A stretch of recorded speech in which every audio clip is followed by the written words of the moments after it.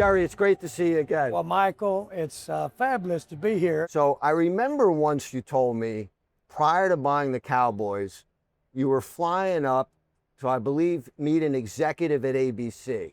I forget whether it was the president of the company or the guy who ran sports, I forget. And I think you told me, I may be wrong, I'm doing this from memory, from a chat you and I had a long time ago, that you had like an hour scheduled or something like that. And you ended up like meeting for like 8 hours. Like you talked for 4 hours, you went to lunch, you came back and talked for another 4 hours. If I remember this correctly, what I really want to know is, what did you really get out of that meeting with this guy that helped convince you to put everything on the line that you did to buy the Cowboys? Well, at the time of the meeting, I had the want to do it so bad that I was almost there. But what I wanted to see from somebody that was very tuned in, Dan Burke, the chairman of Cap Cities, who had just bought Cap Cities ESPN, just in a short time earlier had bought them, and they really weren't a factor at that time. Well, I had had some background in ownership in a television station, and I knew about I Love Lucy and how the drunks make all the money in television because you have a lost leaders to get them all. Right. But I really didn't know, and I hadn't heard it from somebody of the stature of a Dan Burke. And he did tell me at that time, he said, we, networks, media, in my mind, can't do without football. First of all, it has breaks, and those breaks are natural breaks, not intrusive. And so you can have many of them, and so you can give more messages in this game than any other game without being intrusive to the viewer. Those huddles, those 30-second breaks that are on that. Secondly, it culminates, its apex is in the fourth quarter of the year, and maybe if you put the Super Bowl over in the first.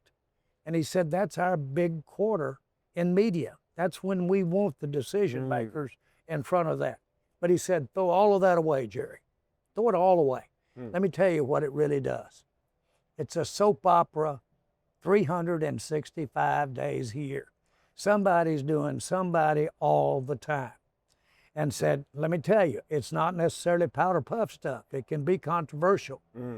He said, when I make a movie at ABC, I have to spend as much to promote it as I do to make it. You don't do that on football. Football promotes itself year-round. My town against your town. All the issues that can come up during that time. And he said, and I'm not talking about serial killing, but those issues need to have a little bite to them. He's, of course, kidding. We started at 9 in the morning, and I think I left there about 11 that night. By the way, when he retired, he went over and managed and ran 2 minor league baseball teams. So I really hit home with a guy that had that kind of interest.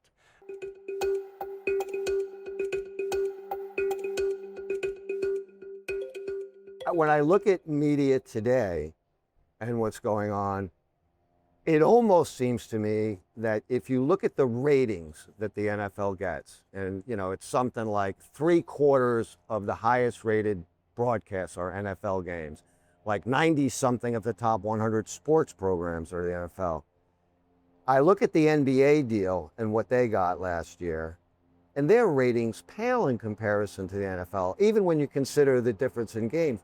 Are there networks that can, do they have the cash flow to pay what these rights are worth? Or do you think the NFL and the networks, I'm saying, whether it be the traditional broadcasters or, you know, the Netflixes, are going to have to figure out some sort of different economic model because they need the NFL, but I just don't know if all of them have the cash to really, you know, pay for the ratings that they deserve. Well, at the end of the day, to me, we just need to keep finding and getting the models that let the NFL get the consumer in front of the set, the television set. Now, that's a big statement. How it's done, whether it's done through traditional, whether it's done through new innovations that are coming up.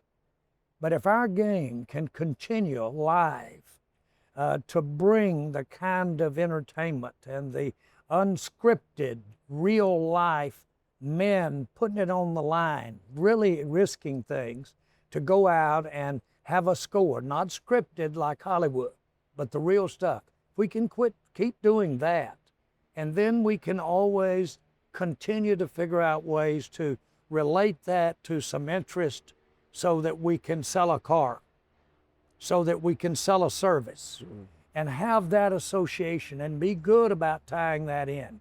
Be clever with how that's done. Then there's going to be plenty of people watching NFL football games. And I'd like to say that we, maybe not me, but there are so many of us in the NFL that are so sensitive to making sure that our game can do that so that we can benefit if someone's selling a beer or selling a car, so we can benefit a little extra to help them sell that car, motivate someone to buy it.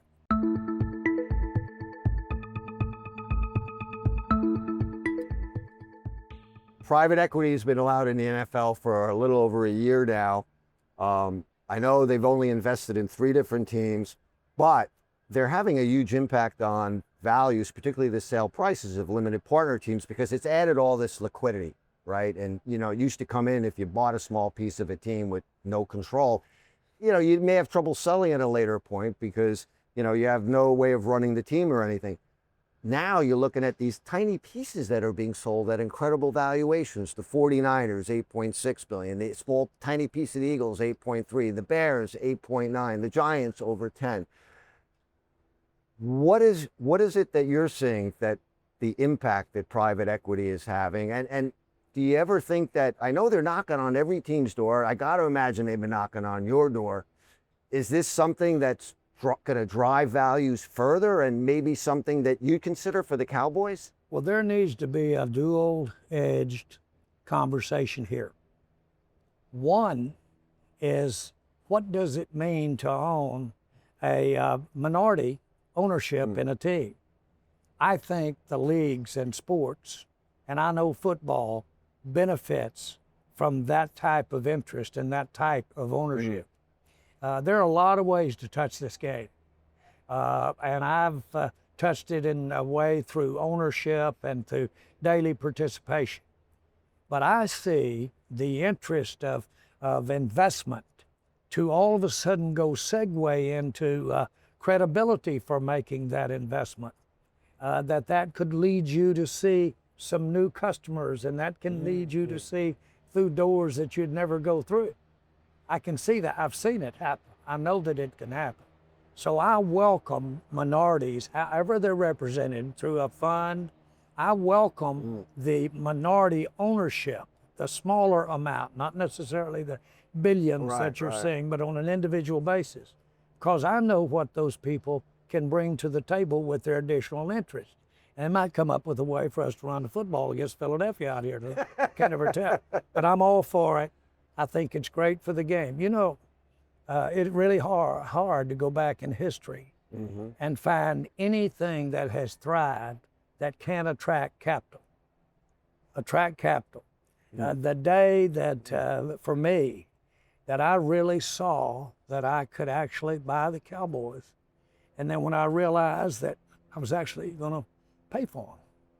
And man, not only that, that wind beneath my wings said, I can do this way and do it more. And the day that started happening, I knew that there was a place really for sports in the investment strategies of specialized, special individuals, special companies. I know this, the Dallas Cowboys, I'm proud of all of our sponsors. Never am I as proud as when I help them get new customers. And I help them get new customers by talking to them and going out and seeing them with them. And to me, that's what you got a chance to do by melding sports and business together. I welcome those investors.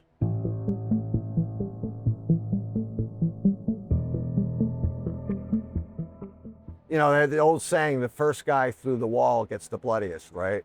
And, you know, safe for me to say, I think it's fair that you got pretty damn bloody with the Cowboys early on. And I go back to when you were changing the model and you were bringing in Nike as a sponsor and American Express as a sponsor and Pepsi as a sponsor, going against the league. And, you know, there was the lawsuits back and forth. I know, because I remember living it through that time, that took a toll on you.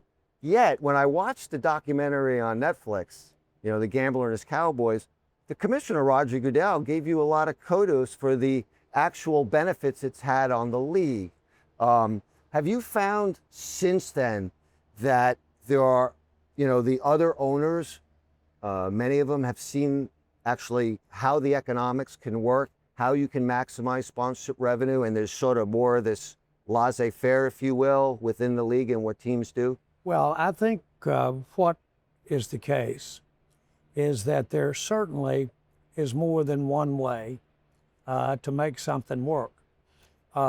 This way that I was a proponent of was a way to get there without a financial integrity to have bought it and not had your fanny hanging out, so to speak, and the terminology of money.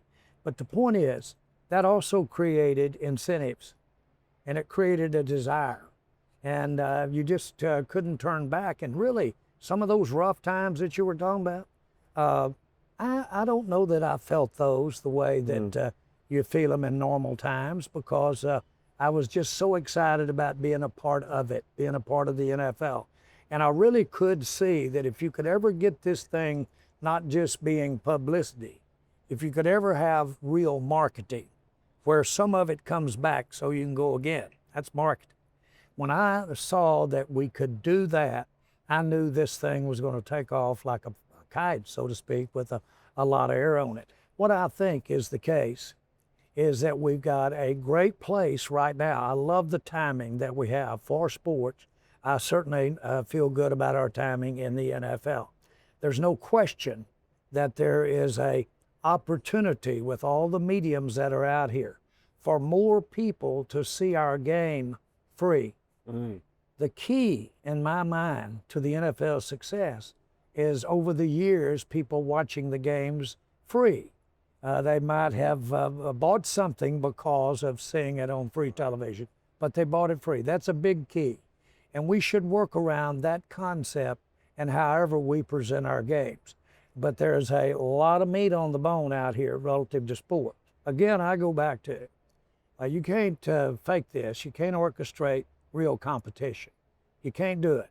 Now, we all know there's a little business involved. Michael Parsons, fresh on my mind, is an example of. Hey, we were sitting here, I'm still stinging from Saquon winning the Super Bowl with the Eagles, so I get you, Jared. Exactly. That's important. But there's a lot of ways to win a game, just like there's a lot of ways to have success in the playing field of business that are out here too. I thought that I was going to get cabin fever or island fever when I left oil and gas for all practical purposes and bought the Dallas Cowboys. I said, now I'm going to miss this. I'm going to be sitting in a lot of meetings. I'm going to be watching film. I'm going to be doing things to help build the Cowboys and making decisions. But man, you're talking about competition. That oil and gas for competition. Now you could get your leg eaten off over there real quick. And that's basically how I got here. I never dreamed that when I got into sport and I got into the NFL, that same type of competition could be there. And those same type of challenges of how to make it work, always to make it work financially within the concept of it's not business like oil and gas. It's not total bottom line. There's a lot of tradition. There's a lot of my town against your town. Bundle all of that together, and I think that's what's got this not an elevated place, but a exclusive place. I'm talking about business, sports, what we're talking about, investing in sports teams. Now, they may make a lot of sports teams, but don't try to tell anybody there's any more than one Philadelphia Eagles. I'll tell you that right now. And there's certainly not but one Dallas Cowboys. Now, if you want some of that one, you got to come through me. But I and we can figure out a way for you to have the time of your life. Obviously you have a taste for, taking risk. You're an entrepreneur. I've always been a little bit surprised. I know your love is football. You played at Arkansas. You won a national championship there. That's your heart. But I was always been a little surprised you didn't invest in other sports too. I know there's no sport as profitable as the NFL is too. But have you ever given any thought that and said, I've done this model with the Cowboys. I can go ahead and do it with, a baseball team or, any other sport. Baseball was my sport, of course, for me individually. I loved to play it, enjoyed it so much. But the one that called on me the most, the one that I really had to reach down and get something to play football. That one also sparked me by being a part of a successful team. And I wanted to be a part of that. My master's thesis was the role of marketing in modern day football. That was my master's thesis. And I was around a coach that was basically a management major. And it was always 2-on-1, 3-on-2, 4-on-3, always numbers, so to speak, in the way he actually coached me up to play football. Having said all of that, my dream really was to tie in all of the competition and all of the risk taking that can go in business and tie that in to something that had to really call on yourself. It hurts to play football. That had to really call on yourself, because I don't talk to many successful business people that hadn't had to play hurt. And I'm talking about not just necessarily a bad ankle either. They've all had to really overcome something or go through some pain to get there. There's a real analogy, so I've loved tying the two together.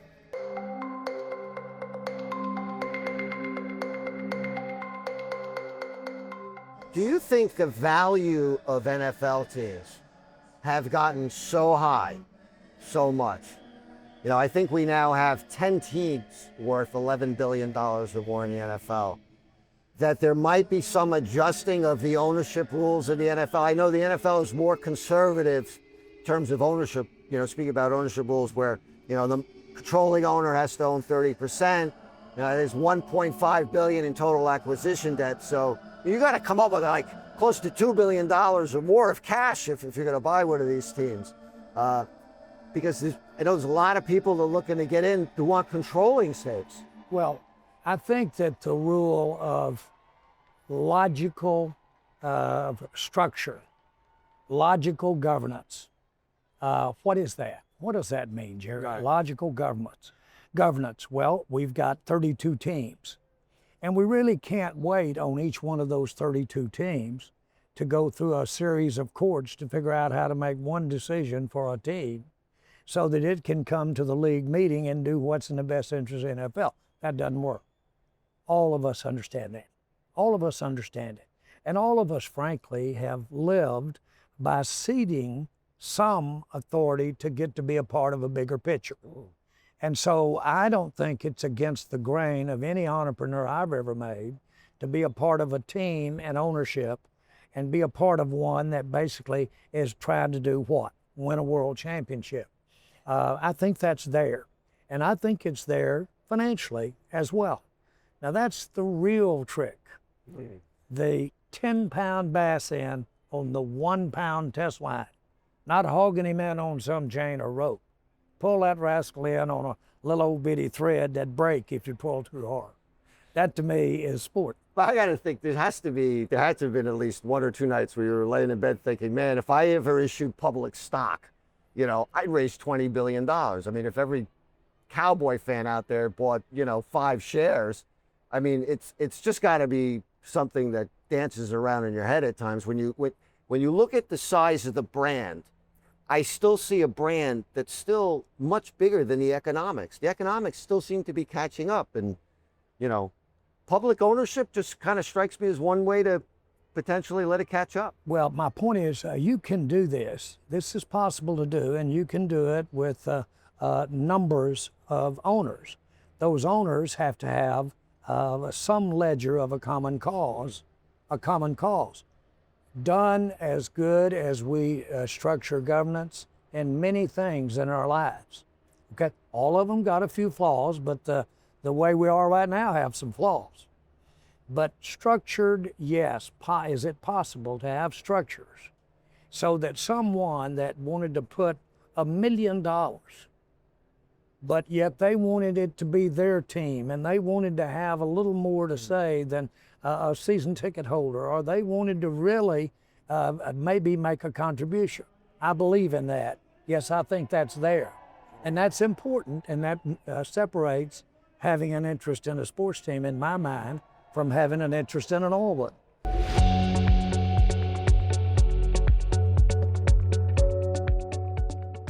There are some people that look at the business of the Cowboys and they're sort of looking at the different segments, the merchandise side. You guys are the only ones that really do your own merchandise business in the NFL. And then you kind of have, I know it's called sponsorships, but I kind of call it real estate, because when you talk about AT&T Stadium or the Star, what that real estate is really about, aside from connecting the fans, is selling sponsorships. And then you got, of course, the tickets, and all the things that happen, the concessions inside. How much does winning impact those various revenue streams? How important? Well, I've been dealing with that question a little lately, since it's been that long since we've been to a Super Bowl, or for that matter, the NFC Championship game. The idea that the Cowboys have the value perceived that they have, yet been that long since a Super Bowl. It is the striving and the promise of possibly getting a Super Bowl that is there. Right. Now, if we put our record of where we are, I think the Cowboys are the 6th winningest team in the last 15 years in the NFL. Mm-hmm. But unlike business, that doesn't count. What counts is going and winning that Super Bowl, or certainly have been close enough that people might think you could come again. I understand that. That's what it's exciting. But the big thing is that I'm sitting here opening day against the Philadelphia Eagles, who are the world champions. I know how possible it is for me to be in their shoes playing somebody this time next year. That's alive and well. And the ability and the way we're structured in the NFL, and our ability to stay competitive, and what we've done with our players and how we put this thing together, does give me an opportunity to say, I can be a Super Bowl team. I've been one. I know what it feels like, so I do know how it might happen. Now, is it hard? You bet it's hard. It's about as hard as there anything in the world. But these are Rembrandts, boy. I'm telling you, these franchises. To think that the Cowboys represent the kind of emotion that they represent. I'd say half this country are looking tonight to see us get beat. And I'd say possibly the other half are out here going to do a lot of smiling if we should win this game. That's what you want. That's exactly. The ones wanting you to get beat are as valuable as the ones that are wanting you to win. And so as long as we understand that and structure to that, you can have multiple owners that get to touch point sport, and certainly the NFL. And I think to the benefit of the sport, it'll be a better game as that evolves. Is you go in and you win the next Super Bowl, let's be optimistic here. Is merchandise the side of the business that sees the big uptick from that, or is it sponsors or suite rentals? What area would you say gets the most immediate bounce from a championship? I would say that it's not any one individual area. It's the world championship, the perception. These are world champions. You know where it makes the biggest difference on a daily basis? Is the bounce I have in my step, okay? Or the bounce a key fan has in their step. Now that will create you some opportunity. You want to call it business opportunity? That'll create you some opportunity. I like to say to all of our group, the Cowboys are like a room that's got about an inch of lighter fluid all over it.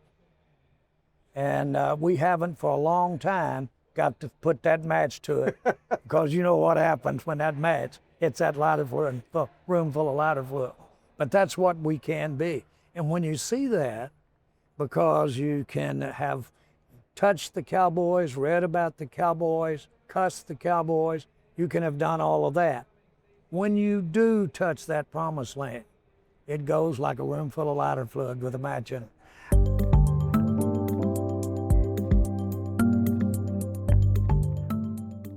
There's one question going back in time I've always wanted to know. It was something I heard a long time ago. I have no idea whether it's true. But when you were looking to buy the Cowboys, there were other people, of course, you were competing against. And you had the franchise itself sort of as one legal entity, and Bun Bright had the stadium entity as another.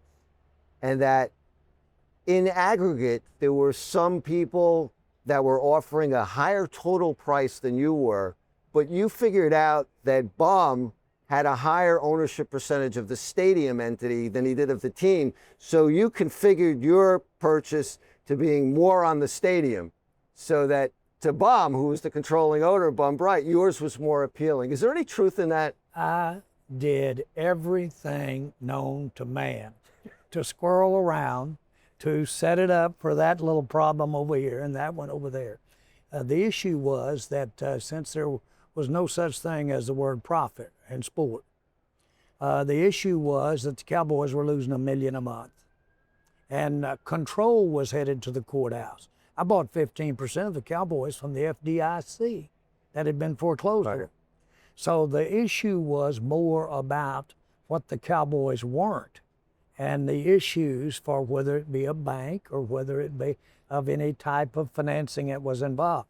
I couldn't really borrow anything against the Cowboys. I had to use my other collateral to borrow about $35 million toward 150. And that was the real meat and potatoes of what caused that thing. But it was a period of time when everybody needed a little bit of grace or slack to keep these Cowboys in place. Otherwise, I wouldn't have been the guy that ended up with the Cowboys. It would have been, might have been Donald Trump, might have been certainly other qualified peoples in Texas. So the very thing that created real uphill battle for me, the economy in Texas had really hit the skids. Right. All of those things were challenges, but they were the reason that I was there to begin with. That's how I got to be there and be involved. And really some of the things that have been issues that I've got to be involved in over the years with the Cowboys and sports, they were there because they had issues. And those opportunities were there. That's this game. That's what this game is about. Your opportunity comes when there's a flaw in it someplace so many times. You really tie in your business thinking to your passion and your thinking about what the game of football is all about, don't you? You really see a connection between them. It was always there. My father and my family were entrepreneurs, and so the business of the marketing, the living and breathing, customer first, all of that was there. And then my folks encouraged and let me play sports.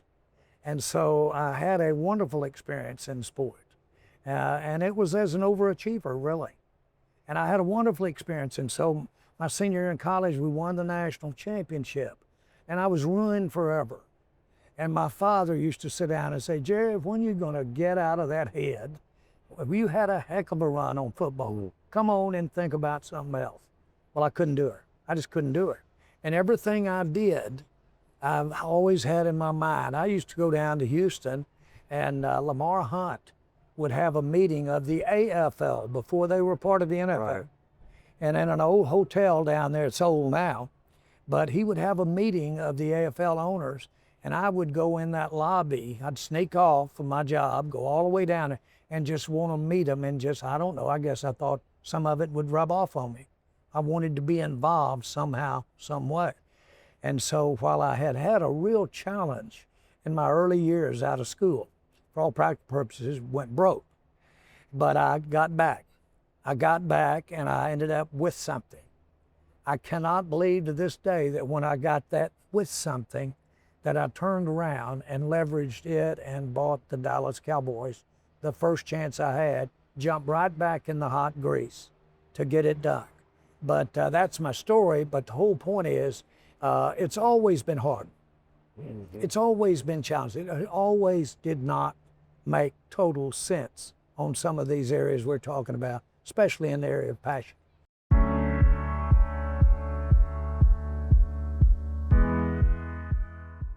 You mentioned Brian Burke, the conversation with him. You know, you had Phil Knight with Nike, Rupert Murdoch with Fox.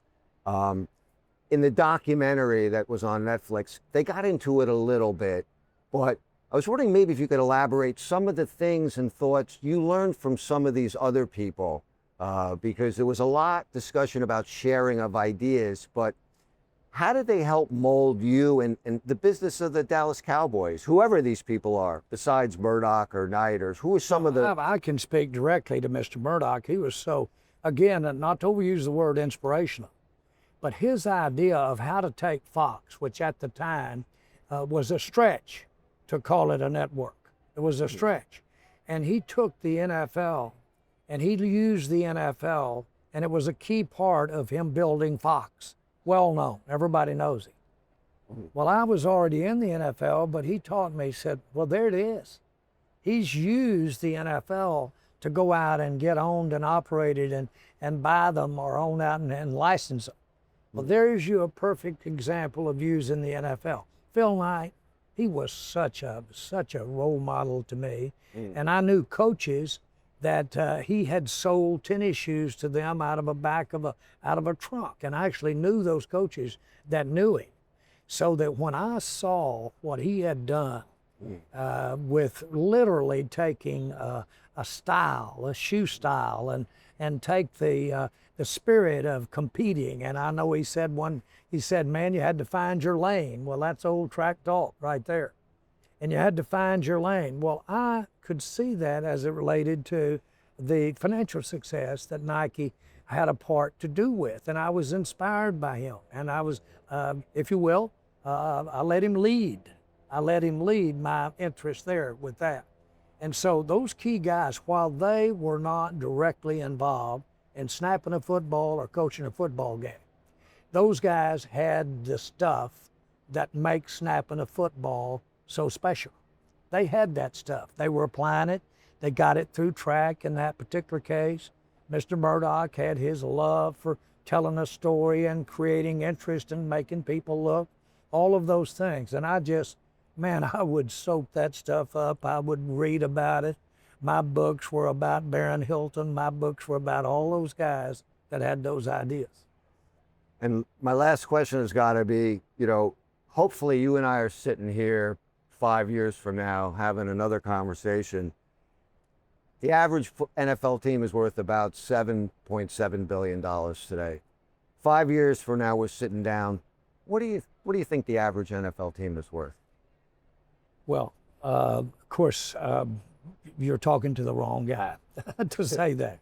But I do see enormous potential, and I see really limited supply. And it's because I feel so good about the way the NFL has postured relative to my town against your town. That's not to be in competition with college, but it's the NFL. What we're doing to present the game and keep it going to a lot of eyeballs. I heard a great creative mind say, I'm not so sure that the NFL, that you'll see in a short period of time, those cities in Europe, my town against your town with American football. But he said, I can take the spirit that is in American football. I can take what you have to do, unnatural as it is, to play this game and play with pain. I can take that and I can hook that spirit to programming that if you hear a song associated with that, like Chariots of Fire, I don't care if it is running on a beach, you'll think of the NFL. That to me says a lot right there. Because it's there, because uniquely what you do to play this game incorporates a lot of things that not only speaks to business, but it speaks to a lot of things that people deal with. Jerry, thank you so much. Let's not wait this long. I hope not.